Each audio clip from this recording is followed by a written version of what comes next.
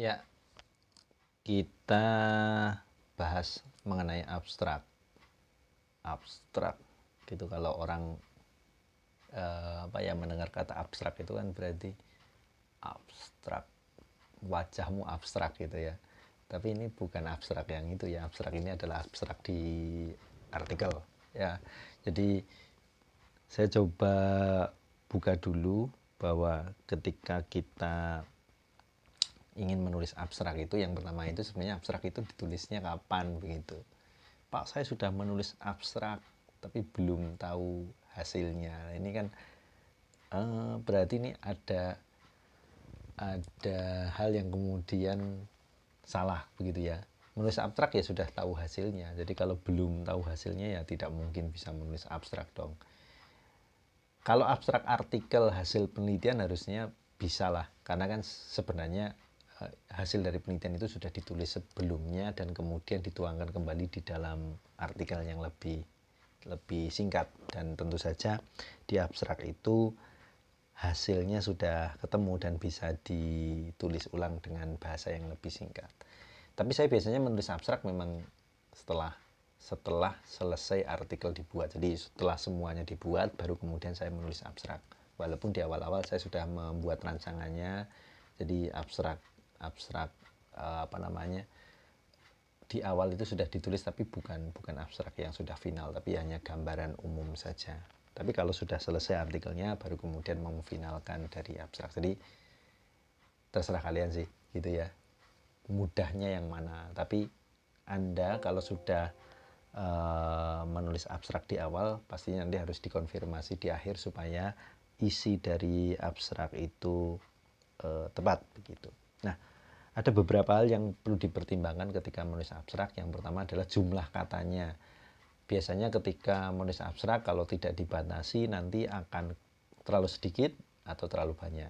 Nah, oleh karena itu biasanya ada pembatasan.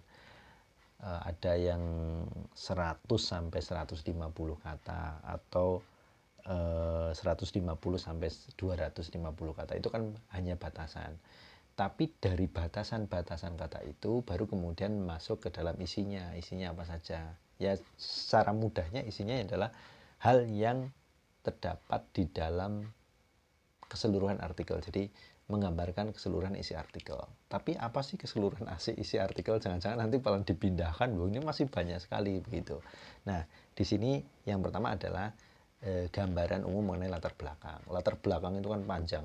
Anda di latar belakang itu kan cerita banyak hal. Tapi di abstrak Anda mengambil latar belakang yang paling utama.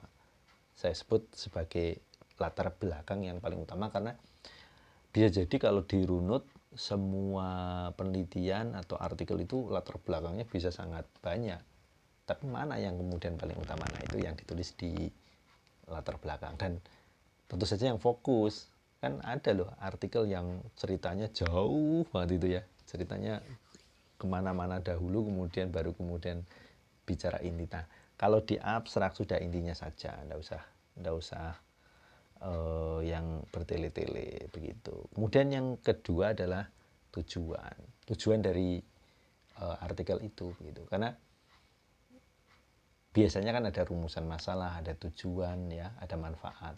Nanti kalau rumusan masalah kan cenderung sama dengan tujuan begitu lah. Kalau saya lebih cenderung yang ditulis ada tujuan karena satu, tujuan merupakan kalimat berita ya, kalimat berita. Kalau rumusan masalah kan kalimat tanya. Jadi lebih nyaman ketika ditulis dalam abstrak adalah kalimat yang diakhiri dengan tanda titik, bukan tanda tanya begitu. Jadi tujuan ya, dan tujuan itu tentu saja perlu dipertimbangkan bahwa ketika menulis artikel tujuannya jangan terlalu banyak. Karena kalau terlalu banyak nanti sangat banyak pula yang kemudian ditulis begitu.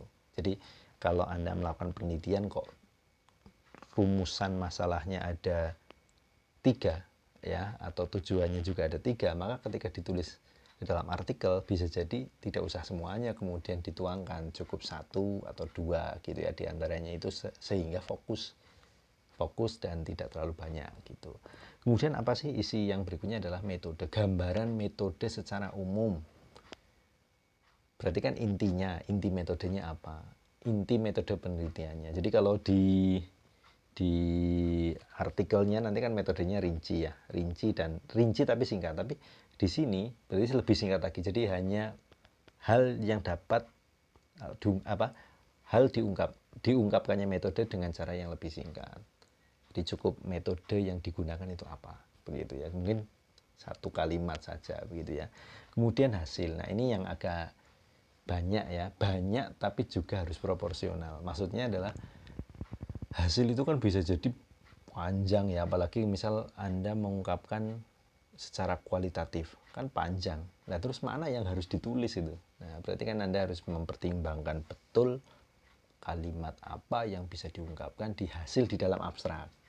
Tapi kalau kuantitatif mudah, kan cukup memunculkan angka-angkanya. Tapi kalau kualitatif pasti harus berpikir keras gitu ya, keras dulu supaya ini yang dimasukkan ke abstrak yang mana begitu, karena sudah begitu banyaknya, apakah ringkasannya atau perwakilannya atau gambaran umumnya. Nah, ini nanti silahkan ditentukan.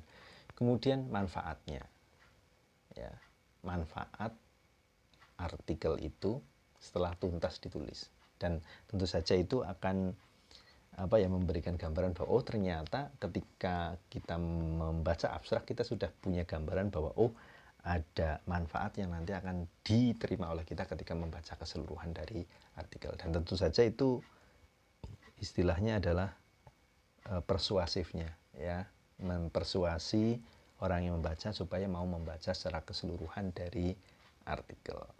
Itu terkait dengan abstrak. Tentu saja ini bisa jadi berbeda ya, karena apa yang kemudian dituliskan di artikel tertentu dengan atau yang terdapat di jurnal yang berbeda, tentu saja mungkin aturannya berbeda. Tapi paling tidak itu memberikan gambaran bahwa di artikel abstraknya itu berisi paling tidak ada latar belakang, tujuan, kemudian metode, hasil, kemudian ada manfaat penelitian. Biasanya akan ditambah begini, adanya posisi penelitian atau gap penelitian, karena orang membaca kemudian di abstrak itu kemudian diberikan informasi terkait dengan gap penelitian atau posisi penelitian, maka akan lebih menarik karena oh ternyata penelitian ini berbeda dari penelitian-penelitian yang hampir sama. Jadi ada gambaran-gambarannya seperti itu, sehingga Anda bisa mencobanya, barangkali ini memberikan manfaat karena bisa jadi orang lain punya cara yang lebih bagus, tapi menurut saya itu gambaran umum mengenai abstrak dan isinya apa, gitu ya.